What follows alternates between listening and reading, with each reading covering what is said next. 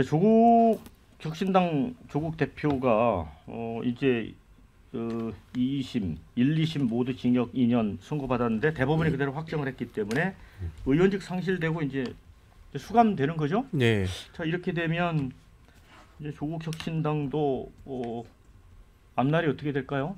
일단은 조국 대표를 제외한 어떤 대권 주자가 없는 정당이라고 하는 것은 상당히 불행한 정당이죠. 그러니까 스스로의 어떤 길을 개척해 나갈 수 없는. 이제 오늘 조국 대표의 퇴장은 조국 대표가 이제 2017년 3월 12일에 했던 발언 그대로예요.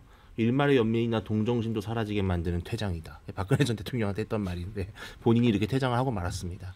저는 이렇게 될 것 같아요. 조국 혁신당은 그래도 조국 대표에 대해 빚을 진 게 많거든요. 조국이라고 하는 사람을 내세워서 다 배지를 단 사람들이기 때문에 당연히 옥중에서도 거의 대표와 다름없는 역할을 할 것이고 계속해서 메시지를 발신할 것으로 보이고 조국 혁신당 입장에서는 당을 뭐 합치거나 그렇지는 않대.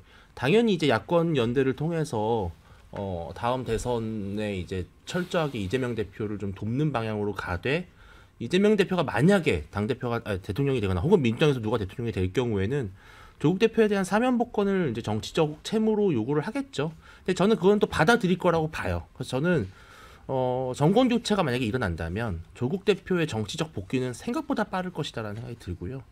잠시 들어가 계시면 곧 불러줄 것이다. 야당에서 대통령이 많이 된다면요. 근데 저는 이제 지금 탄핵 정국으로 가면 사실 탄핵 재판이 시작되는 즉시 조기 대선 레이스예요. 그러면은 뭐 한동훈, 뭐 이재명, 뭐 전부 다 튀어나오고 그리고 하나 재밌는 게 있어요. 제가 찾아보니까 이준석 대표가 내년에 만 40세가 됩니다. 그러니까 이제 개혁신당도 대선 주자를 보유한 당이에요.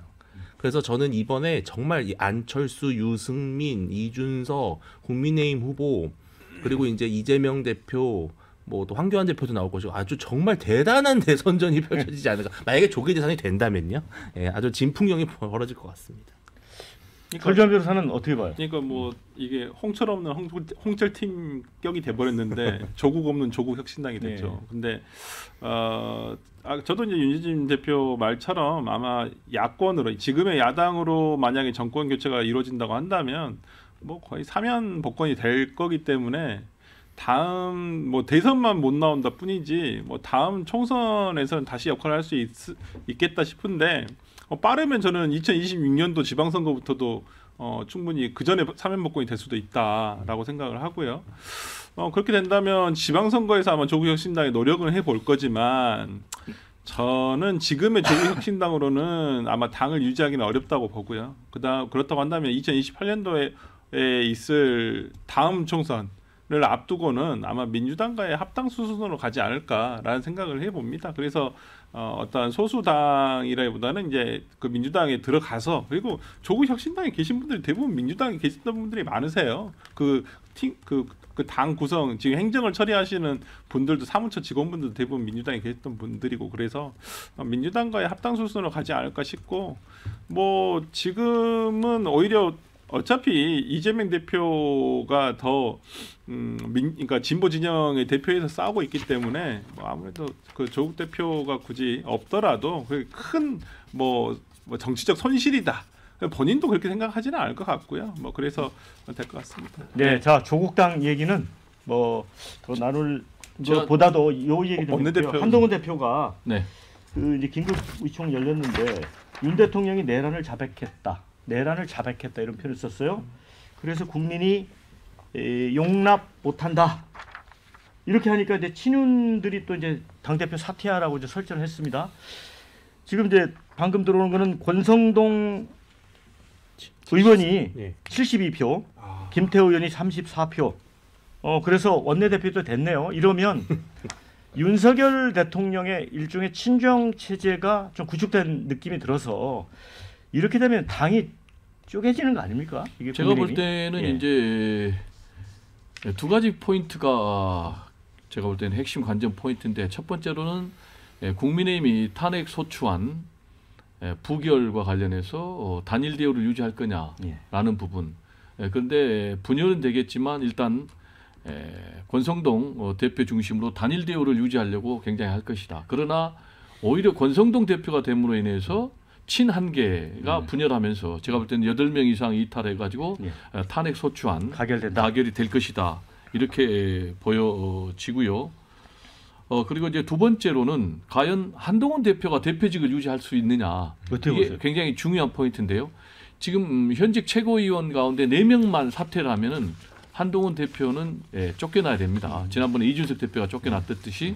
그런데 현재 지금 친윤이 3명이기 때문에 장동혁 최고위원만 만약에 등을 돌리면은 한동훈 대표는 이제 자리에 물러나고 지금 비대위 체제로 가서 사실상 친윤의 권성동 대표가 지휘하는 그런 정당이 될 텐데 지금 장동혁 대표하고 최근에 한동훈 대표하고 사이가 굉장히 틀어졌다고 하니까 한동훈 대표가 축출될 가능성이 굉장히 남아있다라는 말씀을 좀 드리고 아까 우리 이제 김민수 대변인께서 내란범으로 단정짓면 안 된다라고 얘기를 했는데 제가 볼 때는 두 가지를 좀 얘기를 하고 싶어요. 첫 번째로는 이거는 명백한 현행범이기 때문에 내가 볼 때는 내란 수괴다라고 얘기를 했고요. 아까 검찰 수사도 얘기를 했고 그리고 헌법적 절차를 밟자. 이 부분은 내가 100% 동의합니다. 그렇기 위해서 탄핵 소추안이 국회에서 가결되면 탄핵 심판 절차를 밟으니까 김민수 대변인이 주장하는 그 부분은 나는 해소가 될 것이고 두 번째로 내란죄가 되느냐 안 되느냐 이 부분은 긴급체포해서 수사해서 재판받으면 결론이 난다라는 말씀을 드립니다. 네, 자, 이 장동혁 최고위원이 탄핵안 가결되면 이제 사퇴하겠다고 했습니다. 그러면 사실은 한동훈 대표는 이미 체제가 무너졌다고 볼 수 있는 거 아니에요? 이게 뭘 의미하는지 좀 봐야 된다고 봅니다. 그러니까 지금 한동훈 대표는 계속해서 국민의힘의 뜻이다, 국민의 뜻이다, 지지자들의 뜻이다라고 했는데요. 국민의힘에 제가 아까 서두에서 그랬잖아요. 나머지 80여 명의 국민의힘 의원들의 생각은 왜 이렇게 가리느냐. 그럼 이게 대통령 탄핵이 답이 아니라고 보는 부분들이 있다. 예를 들어서 계엄에 대한 정치적 책임은 있다고 하더라도요. 그리고 아까 법 부분에 대해서 얘기하기 때문에 제가 또 말씀드리는데 헌법재판법 51조에 보면요. 탄핵 사유로 형사소송이 진행되는 경우에 심판 절차를 정지할 수 있게끔 돼 있습니다.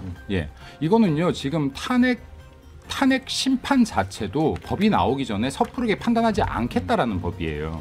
이게 지금 두 가지가 다 진행되고 있기 때문에 이 부분에 대해서 결과를 보고 판단해야지 국민들을 단지 선전선동해서는 안 된다는 말씀 다시 한번 드립니다. 자, 거기까지 듣겠습니다. 그리고 오늘 우리 배종우 부위원장하고 이제 김민수 대변인이 토론을 하다 보니까 좀 격해진 부분이 있었는데 우리 시청자들이 걱정을 많이 하니까 두 분이 지금 악수 한번 하시죠. 저희 원래 사이 좋습니다. 괜찮습니다. 자, 저희 원래 사이 좋아요. 자, 박영환 시사 1번지 여기서 마무리해야 될 것 같습니다. 저는 내일 11시에 다시 찾아오겠습니다.